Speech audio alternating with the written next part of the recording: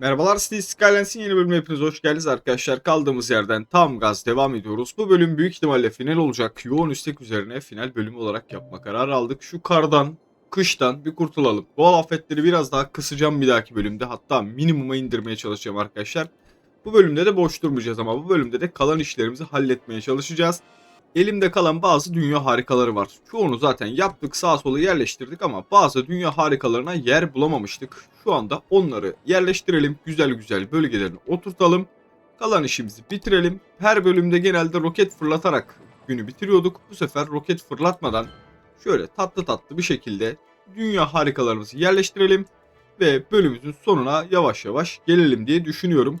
Ben de o sebepten dolayı şehri tabii ki başıboş bırakmayacağız abi. Şehrimizin bütün işlemlerini hallede şuralara oturtturacağız. Bu şimdi gökdelenin yanına dünya kadar turist gelecektir. O sebepten dolayı şuralara bir iki otopark atmak bence mübahtır. Yani buraya otopark yapmamız lazım. Denizin yanında deniz ve gökdelen adı altında bir tane terası olan güzel bir dünya harikası diktik. Elimde Modern Sanatlar Müzesi var. Modern Sanatlar Müzesi'ni de şu bizim aksiyonlu bölgelerden bir yere sıkıştırsak var ya çok tatlı olur ama burada da hiç yer kalmadı ki abi. Ya burada genelde her tarafı doldurduk. Ya ufaktan bir yerden feda ettireceğiz. Ufaktan kıyısından, kenarından biraz patlatıp şöyle bir yeri oturtturacağız. Aa bak şuraya olur. Aynen abicim. Al sana yer. Yer arıyorduk, bulduk abicim. Modern Sanatlar Müzesi de vatanı millete hayırlı uğurlu olsun dileklerimizle. Bu bizim bayağı bir işimize yarayacaktır. Bir de arkadaşlar yorumlarınızın hepsini okuyorum tek tek. Ondan yana herhangi bir şüpheniz olmasın. Yazıyorsunuz şunu görmemişsin, bunu yapmamışsın gibi arkadaşlar görebildiğim kadar hepsini yani yapabildiğim kadar sistemin el verdiği kadar yapmaya çalışıyorum. Bir arkadaş da bizim sanayi alanı ile alakalı şey yapmış. Gördüğünüz gibi sanayi ile alakalı böyle çılgınlar gibi bir rağbetimiz yok. Ufak çaplı tatlı bir çekişme var aralarında diyelim. O yüzden dolayı çok bir sıkıntı olmaz. Merak etmeyin hepsini halletmeye çalışıyoruz bir şekilde. Oyunun el verdiği kadar, sistemimizin el verdiği kadar diyelim götürmeye çalışıyoruz. Bir merkez parkımız var. Abi merkez park şuraya oturur bak. Central Park gibi burada takılsın. Al abicim merkez parkınızı da şuraya koyalım. O da orada faaliyete başlasın. Burada etrafını gene evlerle mevlerle döneriz. Hatta bir dakika. Şöyle alsak daha tatlı olur bence. Ufaktan bir sesi var ama yapacak bir şey yok. Şurada daha tatlı olur. Çünkü etrafından evler çıktığım zaman biraz daha derli toplu gözükecektir. Ufaktan da bir yolu da var. O yolun kenarlarını da güzel bir şekilde sisteme sokarız. Onun haricinde başka bizim bayağı binamız var abi. Yüksek faiz binası diyor. Faiz binası dediğin şey bizim şeye oturur abi. Şuraya oturur. Tabi burada yerimiz varsa işin bir de o tarafı var. Burada genelde her yeri doldurduğumuz için burada bir yer alanı sıkıntı. Var mı? Arkasını ufaktan doldursam oturur oraya da. Bu işle çok uğraşmak istemiyorum. Bunun yanına da yapabiliriz ama. Bir dakika abi. Bir dakika. Şimdi çözeceğim ben orayı. Şunu ver bana. Ver bana şunu abi. Burada zaten aman aman bir şey yok. Burayı şöyle hafiften bir doldur. Bizim tekneler ufak çaplı bir karaya çıkma gibi bir durum yaşarsa biraz da arka tarafını kırparız abiciğim. Merak etmeyin. Al abi üniversitenin yanına dev gibi binamızı da yaptık. Yüksek faiz kulesini de buraya koyduk. Borsa binamızın ve bankalarımızın olduğu yerin hemen arkasında yüksek faiz binası da şöyle nehir yolculuğu yapan vatandaşların dikkatini çekecek bir noktaya onu da yerleştirmiş olduk. Bu adamın suya ihtiyacı varmış abi. Hemen verelim. Hemen verelim suyunu. O da halloldu. Elimizde başka ne var? Bilim merkezi var. Abi bilim dediğin zaman akla üniversite gelir. Üniversitenin yanında bir bilim merkezi bence olmazsa olmaz özelliklerden bir tanesidir diyelim ama bizim buradaki üniversitemizin yanında çok aman aman bir yerimiz yok. O yüzden gidelim ikinci üniversitemizin yanına yani şuradaki bölgemizin güzel tatlış bir yerine şunu sıkıştıralım. Yok mu bana yer? Yok mu bana yer abicim? Alan boş değil diyor. Ne var burada? Yani park varmış köşede. Dur bir dakika. Park. Seni şuradan bir alalım. Küçük oyun alanı. Seni şöyle karşıya alalım. Kimse üzülmesin. Sadece yolun karşısına taşıdık ama oraya kocaman bir bilim merkezi yerleştirdik abicim. Üniversitemizin yanında tatlı tatlı takılsın. Kimseye derdi tasası olmasın. Bilim denince akla bizim şehrimiz gelir. Forbitsburg gelir. -20, -30 derecelere varan sıcaklıkta vatandaşlar, öğrenciler, mutlu bir şehir, mutlu bir hava, birazcık doğal afetler bizi yorsa da bir şekilde vatandaşlar bunun altından üstünden çıkarak bu zamanlara kadar geldik. 120 bin nüfusa sahip bir şehrimiz var. şöyle gördüğünüz gibi her taraf doldurduk yani. Var hala yerimiz de bayağı bir doldurduk ama sıkıştık. Kardan bıktık. Beyaz ekran biraz bizi yordu. Yeni seriye çok yakında başlayacağız diyeyim. Elimizde havacılık kulübü kaldı. Havacılık kulübünü çok değişik bir noktaya kuralım. Oo, burada ne olmuş diyecektim. Burada bir şey olmamış arkadaşlar. Bir an dedim burada bir şey olmuş galiba ama benim kendi indirdiğim bölgenin şeyiymiş. Çok spesifik bir durum değil. Şu abi çok büyük bir arkadaş değilmiş. Bak şuraya olur. Havacılık kulübünü de buraya yapalım. Şu alttan da biliyorsunuz bayağı bir yol yaptık. Şöyle gel abi sen şöyle. Minik minik gel şuraya bak. Burada var ya of mis gibi olursun. Tadından da yenmezsin burada. Gel fabrikaların yanında takılın siz. Burada eğitim uçuşu yapın. Fabrikaların üstüne düşmeyin de ne yapıyorsanız yapın. Başka hiçbir şey istemiyorum sizden. Eğitim uçuşlarına başlamıştır artık. Pilot olmak isteyen arkadaşlarımızı buraya davet edelim. Burada eğitim uçuşlarını alsınlar. Biraz şehrin dışında uzak bir noktada farkındayım ama en müsait yer burasıydı şu anda. Bedava yere ona bir daha yer açmaya çalışmayalım. Abi Bursa Ulu Camii'ni yapmamışız bak. Bak bu bizim için çok büyük ayıp. Bursa Ulu Camii'ni yapmamışız. Bizim büyük şehir neredeydi ya? Heh, şurada. Arkadaşlar o kadar şey olduk ki bazen yerleri karıştırıyorum. Bursa Ulu Camii'ni de şuraya yapıştıralım abiciğim. Buradaki vatandaşlar da camiye gidebilsinler. Diğer vatandaşlar cuma namazına birazcık yürümeleri veya otobüse binip seyahat etmeleri gerekecek. Onlardan şimdiden özür diliyorum abi. Opera binamız. Şuraya sığar mısın sen be? Sığmıyorsun. Çok güzel. Çok güzel abi. Opera binasını da şuraya yapalım. Yok burada çok ses olur. Orada var ya korkunç ses olur arkadaşlar. Burada sesten kör olur adamlar. O kadar söyleyeyim yani. Opera binası orada sürekli bir konser verilecek. Şuraya sığmıyor musun ya? Abi sen bak şuradan gel drama kulübü. Seni şöyle şu tarafa doğru alalım. Tamam mı? Ufaktan bir kenarıya kaydıralım. Opera binanızı da sizin şeyin içine yapalım. Yani üniversite burası sanat üniversitesi ya. Hemen dibinde de üniversiteleri olsun. Gördüğünüz gibi sürekli şey yapıyoruz. Akademik yılda sinemacılık, müzik, edebiyat tarzında işler yapıyoruz. Ve bu adamların opera binası olması lazım diye düşündüm ben de. Opera binasını oraya koyalım. Yüzen Kale ile şu an bir işimiz yok. Onu yapamayacağız. Burada bir şey yok. Bakalım başka buralarda bir şey var mı? Şu varmış. Bu ne abi? Dost ve Mahalle Parkı. Abi Dost ve Mahalle dediğim zaman benim aklıma nedense burası geldi. Daha sıcak, samimi, böyle iç içe insanların olduğu bir nokta. Burada da biraz yer sıkıntım var ama al abicim size Dost ve Mahalle Parkı'nı şuraya yapalım. Biraz dostlara uzak oldu ama dostuna insan yürüyerek gider abicim oraya kadar. O yüzden dolayı onu da oraya yerleştirmiş olalım. Bu ne abicim? Alışveriş anıtı. Oo, bak şimdi bak. Alışveriş denince arkadaşlar aklınıza neresi geliyor? Tabii ki bizim stadın burası geliyor. Adamlar burada var ya alışverişin dibine vuruyorlar dibine. Takım ne durumda? Abi takım rezalet takım rezalet. Şuraya bak. Maç kazanamamışız ya. Takım rezalet. Elimizde başka bir şey kaldı mı? Kalmıştır mutlaka ufak tefek bir şeyler de. Burada yok. Stadı yaptık zaten. Kışla alakalı Kar Kalesi var. Kar Kalesi'ni nereye yapsak? Dın dın dın dın. Şuralara bir yere sıkıştırayım mı bunu arkadaşlar? Al abicim şuraya yapıştırayım bunu ya. Niye olmuyor? Alan boş değil diyor. Ne var oğlum? Elektrik direği var. Metro binası, metro istasyonu varmış. Alın abicim size. Alın size Kış Kalesi. Buradaki vatandaşlar bize yatırım yapmıyor demesinler. Buraya kocaman Kış Kalemizi de koymuş olduk. Başka elimizde burada da bir şey kalmadı. Burada da bir şey kalmadı. Normalde genelde finalleri roket fırlatarak yapıyoruz. Birçok eski arkadaş biliyordur zaten. Bu bölüm biraz farklı olacak. Roket atmadan şu işi çözmeye çalışacağız. Şimdi elimizde bir tane katedral kaldı sadece. O katedrali de ben diyorum ki arkadaşlar şuralardan bir yerden tırmanalım. Şöyle tepelere doğru tırmanalım. Şöyle iki noktayı da görebileceği yani şehrin iki ucunu da yakalayabileceği bir noktaya yapıştıralım diye düşünüyorum. Hatta orası için de en mantıklı yerde şuradan çıkmak gibi bir şey bence. En düzgün burası gözüküyor. Yani yer şekillerini bozmadan buradan çıkabilir miyiz? Biraz zor gibi gözüküyor ama.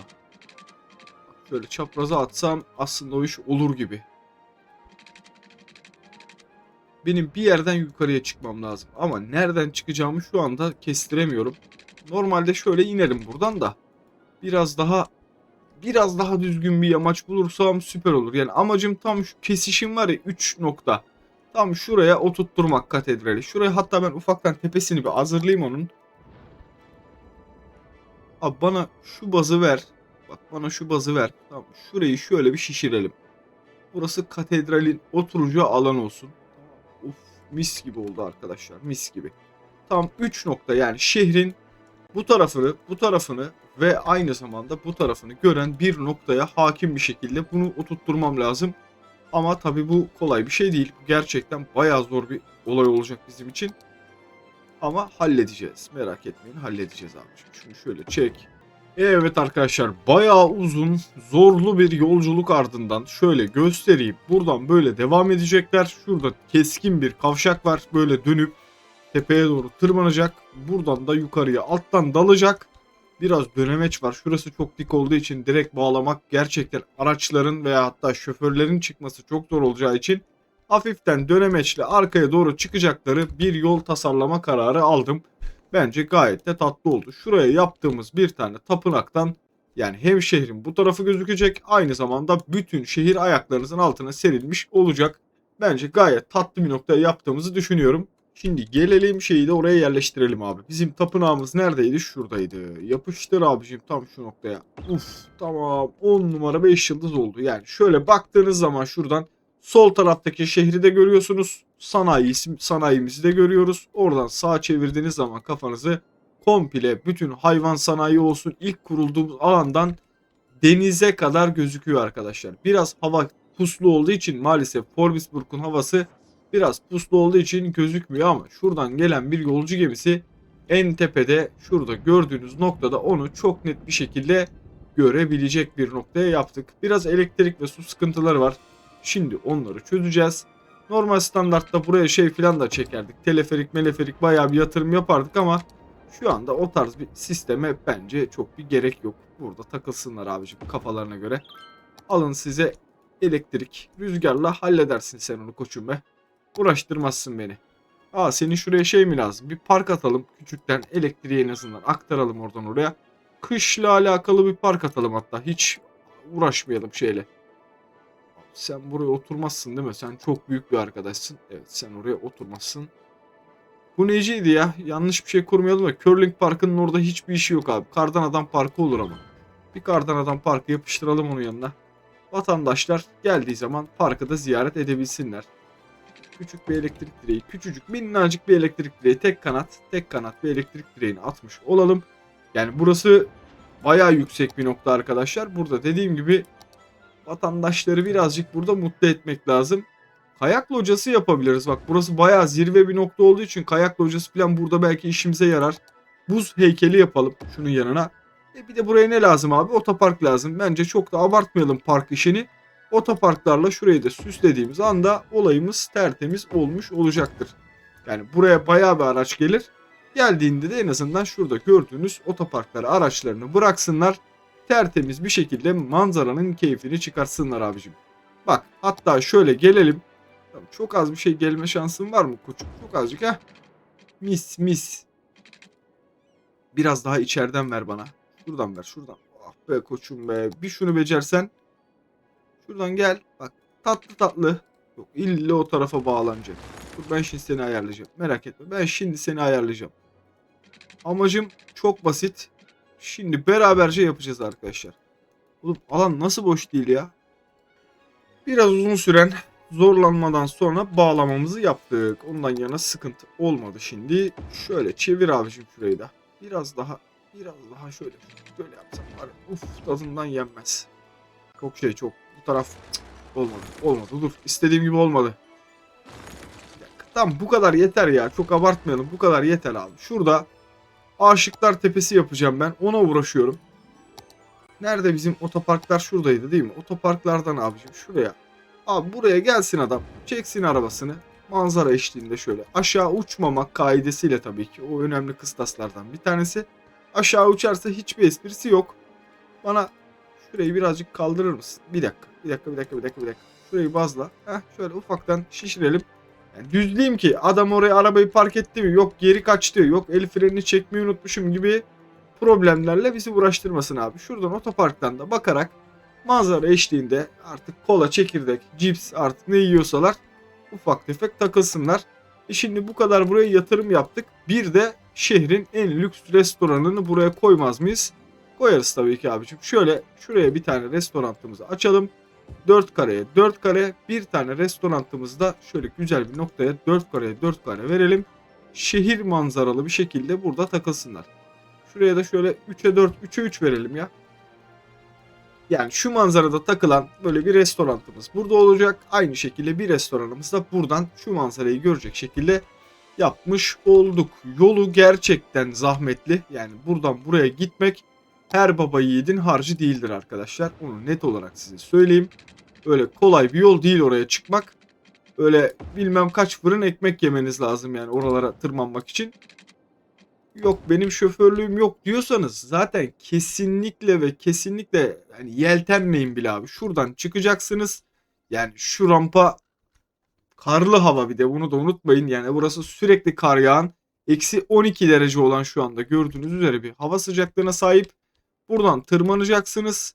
Keskin bir virajdan dönüp mümkün olduğu kadar çok dik tutmamaya çalıştım ki hani arabalarda çıkabilsin edasıyla, ama şurası gerçekten çok dik oldu. Bu rampayı tırmanacak. 4x4 lazım. Buradan da devam edip şurayı ince. Burada sıkıntı yok. Şu yolu her türlü çıkarsınız oraya geldikten sonra. Buradan sonra şurada keskin bir dönüş var. Aşağı uçmadığınız sürece problem yok. Döndüğünüz zaman yallah içeri, yallah tazik, hop buradasınız. Sistem bu arkadaşlar. Bu kadar basit, gayet tatlı bir şekilde de işimizi halletmiş olduk. Evet. Genel mağaza değil. Restaurant yapalım bunun adını. Artık direkt restoran olsun. Buradaki diğer arkadaş da çıktığında onun ismini de vermiş oluruz. Tatlı tatlı. Tamam, katedralimizi de koyduğumuza göre şu anda elimizde başka hiçbir şey kalmadı. Bir de bir arkadaş yazmış. Abi o sığınaktakiler çalışan diyor. Şimdi ben şöyle göstereyim o arkadaşa. Arkadaşlar içeriden köpekle çıkıyorlar. Ne bileyim işte arabayla çıkıyorlar. Böyle çalışan mı olur abi? İş yerine köpek mi getirilir? Ya burada başka bir şey var. Tahliye otobüs sayısı 5 diyor. O adamlar bence buranın çalışanı değil diye tahmin ediyorum. Vardır bir hayır, vardır bir hayır diyelim. Güneş ufukta yavaştan batmaya başladı. Forbitzburg'da bir gün daha sona eriyor. Maalesef arkadaşlar. Forbitzburg'un finali özleyenler olursa, tsunami denk gelmedi son yaptığımız duvardan sonra. Aman ben şom ağzımı açmayayım da tsunami ile gene yerle bir olmayalım. Ama şehrimi kısaca gün batarken bahsetmek istersek arkadaşlar, şehrin en popüler noktası şu gördüğünüz fuar alanı ile beraber olan bölge. Yani sol taraf Tokiler, ortada dev bir Central Park tarzında bir şey yaptık. Fuar alanı ve normal standart kent park. Arkasında gene evler. Şurada korkunç yoğunlukta olan bir tren istasyonumuz var. Akabinde devam ediyoruz. Burada orman sanayimiz. Hemen yanında maden sanayimiz. Gördüğünüz gibi dev gibi bir sanayiye sahibiz. Hemen yanında binalar, konutlar. Bir konut alanımız burada. Şurada da güzel bir AVM bölgemiz var. Şöyle göstereyim. Gayet de tatlı, çiçek gibi duran burada bir Emre Geylan AVM'miz var. Hemen yanında da diğer binalarımız oturmuş durumda. Tren istasyonu var, her şey var. Bizim borsa merkezimizin ışıkları yanmaya başladı. Şehrimizin meşhur kemeri burada. Kent kemerimiz. 22 kişi de ziyaret etmiş burayı. Gördüğünüz üzere. Asıl üniversitemiz burada. Yani büyük üniversitemiz burada. Burada fen bilimlerine alakalı her şey, uzaya bile bakıyorlar buradan. Bir diğer TOKİ alanımız. Hemen döndüğüm zaman tarım sanayi bölgemiz, petrol sanayi bölgemiz. Bu tarafta fabrikalarımız, büyük fabrikalar, havalimanları vesaireler derken günahlar şehri, Forbitzburg'un günahlar şehri olmasının sebebi gördüğünüz şu alan. Şu gördüğünüz alan komple eğlence merkezleri, işte festival alanları, bilmem neler. Şurası da dahil arkadaşlar oraya. Buradaki alanlar da komple oraya dahil. Şehir stadyumumuz, gene buralarda eğlence merkezleri vesaire vesaire gibi nükleer tesisler. Burası dost ve mahallenin takıldığı sessiz sakin bir bölge. Şehrimizde gün battı arkadaşlar. 10 numara 5 yıldız bir şekilde. Ben şöyle fuar merkezine doğru ilerleyeyim. Bizim fuarımız neredeydi? Şurada. Evet arkadaşlar, final bölümüydü. Pazartesi günü normalde biliyorsunuz City Skylines gelmez. Ama final bölümü olduğu için hem de kısa süreceği için biraz da dedim pazartesi günü City Skylines finalini yapıştıralım. En kısa zamanda da diğer düzgün bir haritada gene Cities Skylines 1 olarak, çünkü ben bundan gerçekten bir şey anlamadım. Kardan, yağmurdan, tsunami'den çok bir şey anlamadım. Bir dahaki bölümde oynarken şeyi biraz daha kısacağız.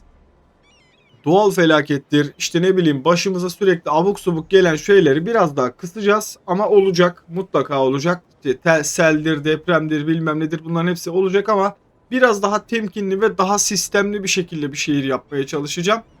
Bölümün sonu, beğenileriniz gerçekten çok önemli. Beğenip paylaşmayı unutmazsanız çok sevinirim. Kendinize iyi bakın, hoşça kalın.